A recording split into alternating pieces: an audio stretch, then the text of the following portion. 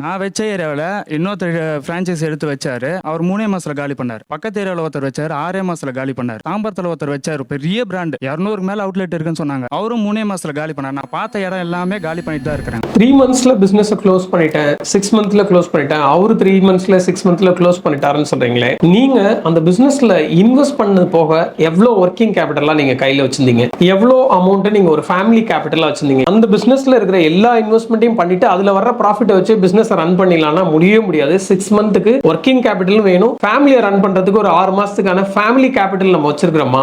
இங்க பிசினஸ்ல மோர் தென் மணி இன்வெஸ்ட்மெண்ட்டோட நீங்க எவ்வளவு டைம் போட்டிருக்கீங்க, எவ்வளவு எஃபோர்ட் எடுத்திருக்கீங்கன்றது ரொம்ப முக்கியமான பாயிண்ட். 4வது விஷயம், வெறும் லோ இன்வெஸ்ட்மெண்ட்டுக்காக ஒரு பிசினஸ் ஆப்பர்ச்சுனிட்டி எடுக்கிறேன் அப்படின்னால சக்சஸ் பண்ண முடியாது.